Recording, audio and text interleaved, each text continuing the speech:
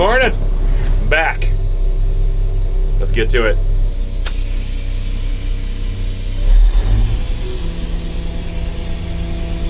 While I'm running, run number 7 has just always got a couple lit up on here, which is the end right here. And I go out there and check, and there's seed coming out.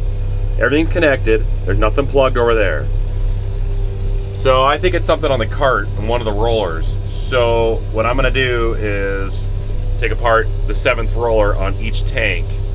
Let's take a look closely and see. Maybe there's something obstructing it and not enough seeds getting through, and that's why it's telling me that that whole section over there is just not right. First thing, we need our tool.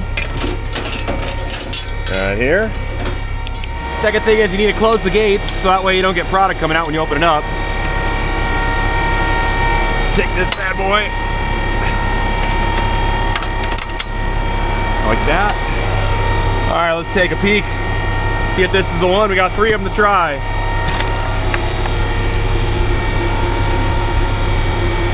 I don't see any blockage issues. Well, I don't know.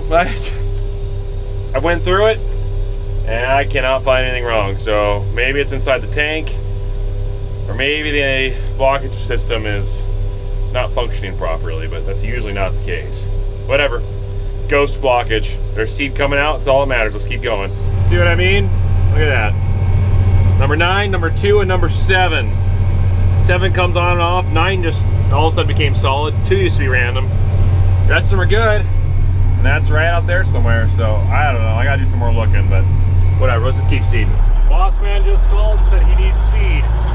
So I'm taking the truck over with some inoculant. We'll go over and fill his drill. And so far, the little bud is running pretty good. I think he missed it too, by the way. He spent a lot of his life in that little tractor. I mean, we've had that tractor since 1971. Yeah, 1971. So, yeah, he missed it. Anyways, let's head over and get him some seed, because you can't do much without seed, right?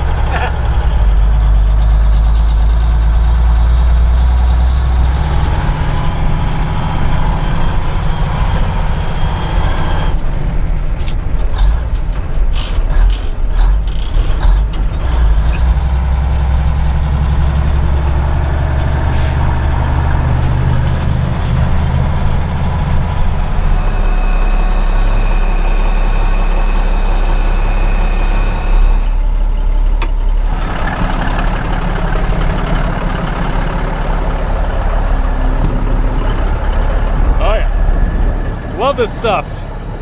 I love what it does. I don't like how powdery it is and on windy days, but good stuff.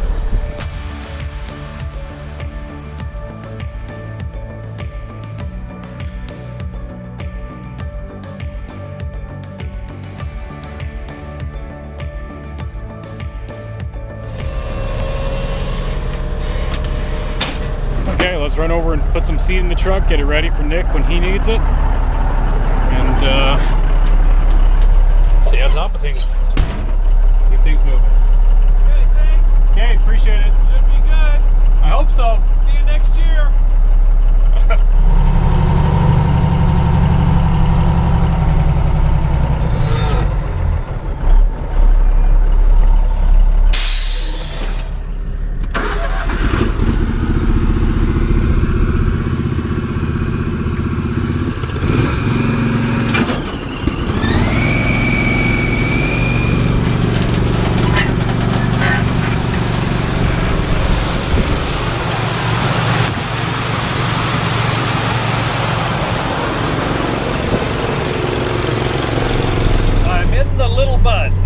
This is the 435 Series 1, 1971.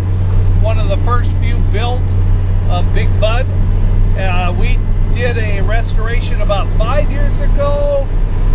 Upgraded this new engine, and then I redid the cab in it. So it looks like similar to a Series 3 or Series 2 Bud, but actually a little better. It's a bigger dash because of the way the cab is, as far as height, not necessarily width. This is a narrower cab than the Series 2, 3, 4. But it's deeper, so it's got a little bit more space, and the air conditioning on it is way too awesome. It is cool. When I mean it's cool, it's really cool. It's kind of oversized, and I built that, and the unit is right here down on the floor. So, but anyway, I was just going to let me see here. I got to turn. I'm gonna let you look here. Okay, where I'm farming is just west of our bin site. It's a low area. It's and there is no outlet as far as water when it rains. It's going to be pretty much run down into this basin. And about 3 years ago, we had a tremendous amount of rain, snow melted, and filled a lot of it. And then next year we had a 3-inch rain come in June, and it filled it higher than I've ever seen it filled. It was a lake. Call it Welker Lake, but actually the boys from their high school days called it Bird Crap Lake, and they took wave runner, pulled skiers on slaloming on with a 4-wheeler around the edge. There's a video way back, one of the first ones I think that's on the channel. Nick posted of him in his high school, early college days, and it was that skiing around on this lake. Yeah, it'll be nice to get done with the peas. Peas are, they're not bad to seed, but the problem is the inoculant. It's a peat base, regular peat, ground peat, with bacteria in it, and it's very dusty and kind of sticky a little bit, and you pretty much have it all over your hands. And then for me, I touch my face, and probably a couple of the last clips, I had dirty face. I'll tell you, it's hard not to touch your face just to make sure it's still there. No, that's not it. It's hard to face, isn't it? Sometimes in the morning. Okay, so anyway, everything's working well. I'm glad to get a little bit of this seeding done, and we'll catch you on the next clip. Hey, Kobe. How you doing? Well, just finished seeding out the whole tank. I'm almost out of fuel, so let's get back here. Let's fill up. I didn't have quite a full tank when I started, but I've got over 600 acres on what fuel I had. Hard to say what kind of gallons per acre I'm getting, but I think it's pretty good, honestly.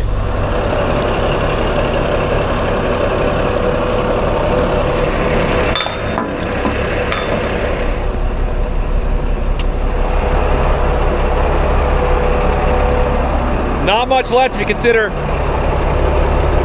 how narrow that tank is. Because the tank gets bigger as it goes up the wheel well, because it flares out around the wheel well. Now, there is another tank on the other side too. So I probably had 30, 40 gallons left, but in the grand scheme of a 550 gallon tank, that's not a lot of fuel. Now there is fuel in these as well, I forgot about that, but same thing. We need fuel. So far I've been pretty happy with this 3555 Case IH air cart. It just always takes a little bit of a learning curve because we're just used to our old carts, but I've got the conveyor down pretty solid now, so that's pretty fast.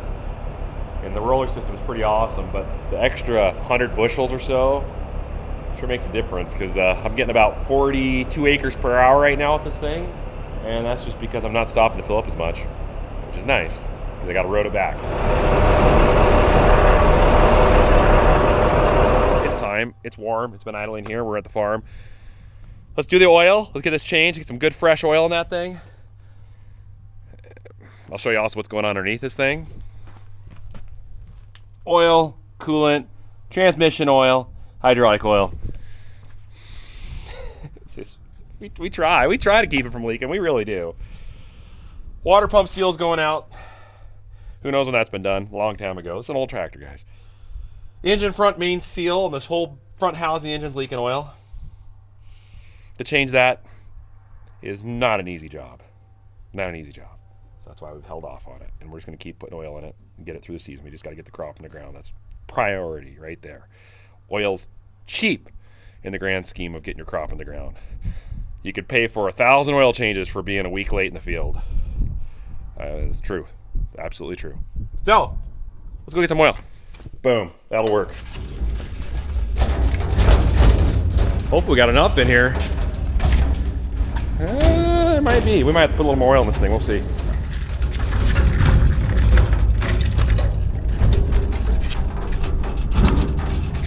Today we'll be dropping in some Case IH #1 15W40 engine oil into the Big Bud. We've been running this stuff on the last couple of years on the farm here, just across the board, and just about everything that's likes diesel, and I've had really good luck with it. So let's pump her in. Let's get her filled up. Let's make this girl run.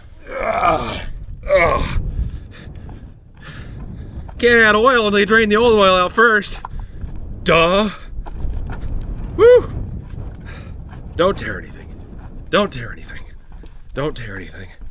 Come on, muscles. You're good. You're good.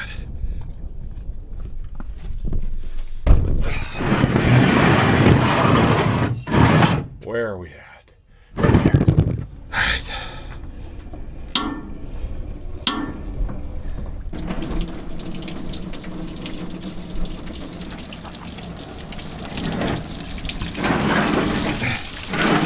Yummy.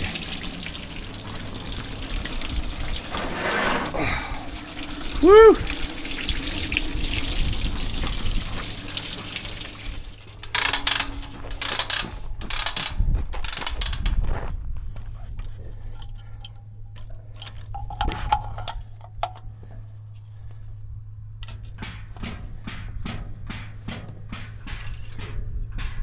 Just about there.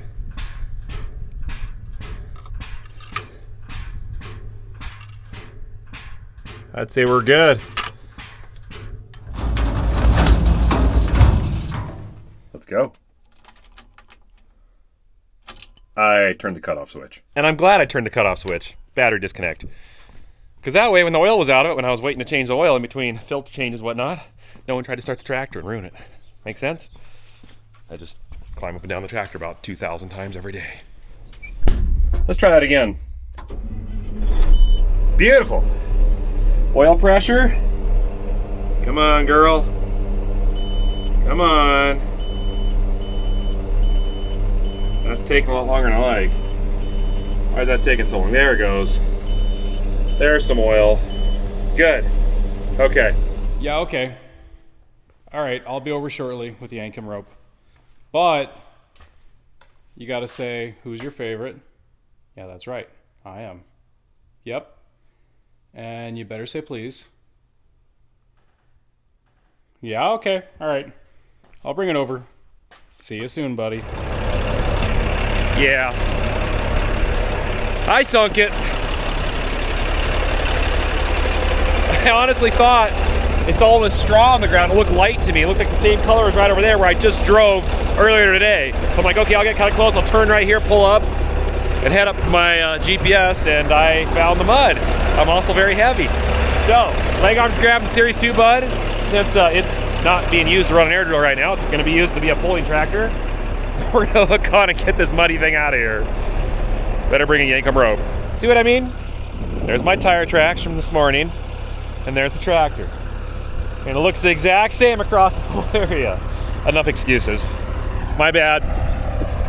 I guess I just missed this so much. It's been 2 years without mud on the farm. Now we got mud. I guess I'm a forgetful person. I'm pretty sure he decided to get stuck just so that you guys could have content.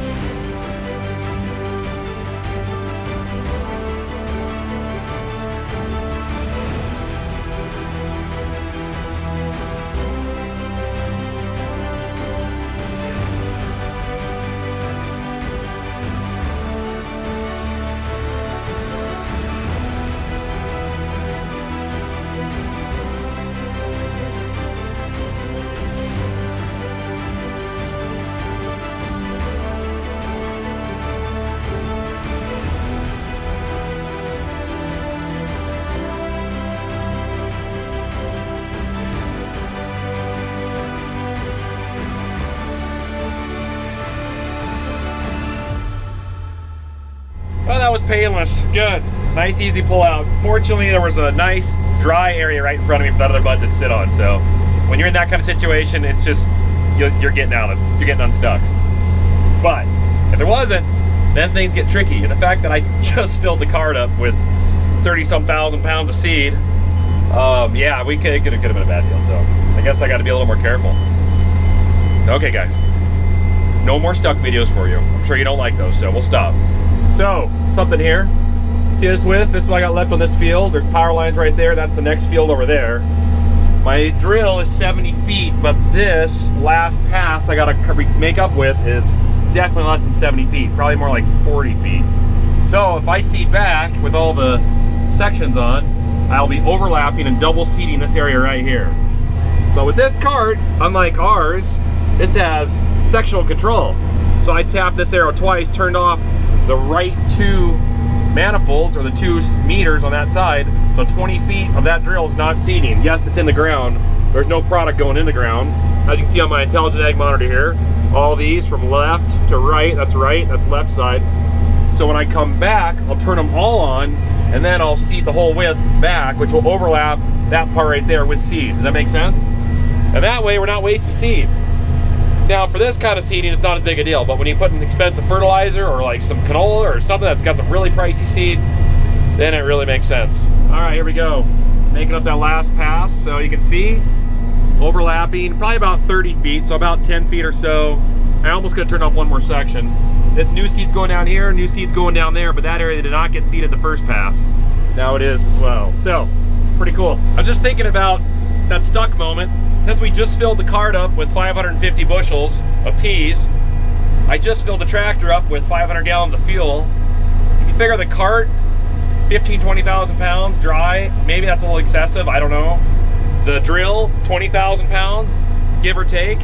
So let's just say 40,000 pounds for the drill back there, plus 33,000 pounds of seed, that's 550 bushels, that's 60 pounds a bushel, plus 50,000 pounds for the tractor, fully fueled, 50 to 52,000, somewhere in that area. That's like 120,000, 123,000 pounds of weight that Series 2 had to pull on. And we used a 2-inch Yankum rope. There is a 2.5-inch Yankum rope that we do have.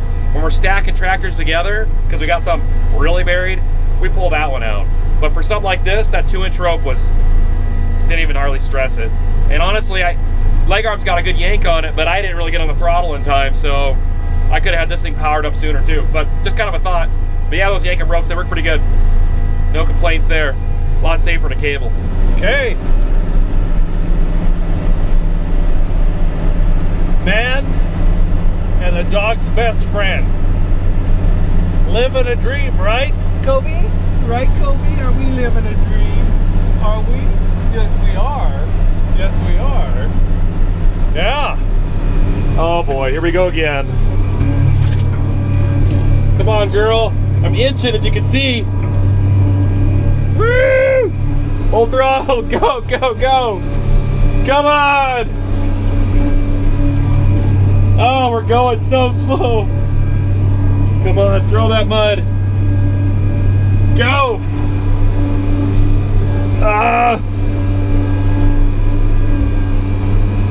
I mean, we're making progress. I don't know. I'm not going to stop until it stops, which might just be right now. Is it? Oh man, there's mud everywhere. Come on, girl. I think that's it. Oh man, I was close. All right. My bad. Where's leg arms? Down this hill, it might not look very steep, but it's fairly steep here. And oh no, phone call. Uh-oh, it's Nick. Hey, what's up? Seriously? I just got over. Round 2.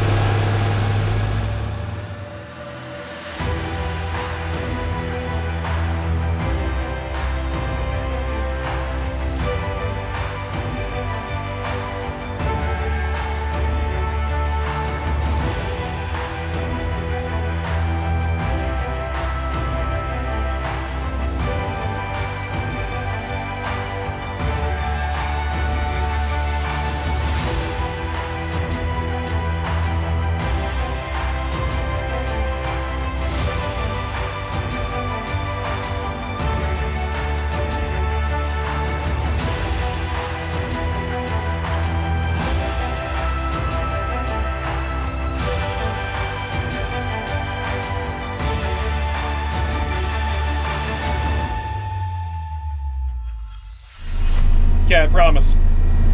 No more. No more. For at least 15 minutes.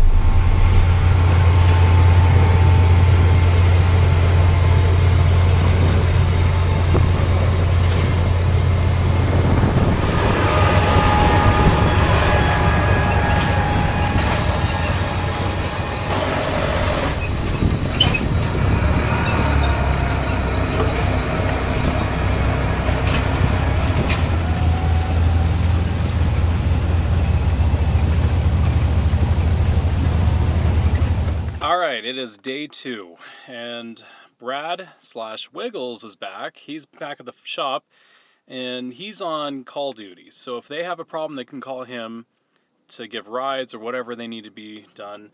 I need to get this road fixed so they can get over here because they're finishing up on acres, and they're going to be heading over here to start seed. So let's go ahead and get that grader running, let it warm up a little bit, and then I'll walk down and kind of show you a little bit of the washouts. And hopefully, keyword, hopefully I do not get a call and they can just let me do my job.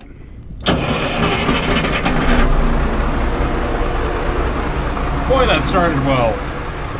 Okay, it is wanting to work, that's why. It's ready. So anyways, this road here, when we first got this land, probably 15, maybe 20 years ago, I don't know. Probably not that long, 10 years ago. It was a scary stretch getting past this little hill over here.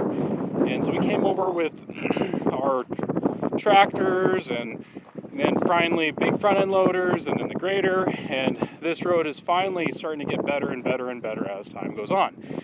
But just like any road with a lot of water running down it, starts causing a lot of cracks in the road and washouts and yeah.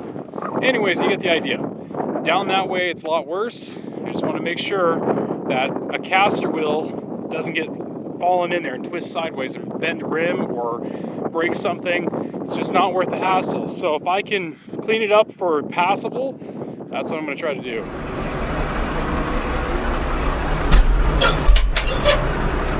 All right, let's get busy.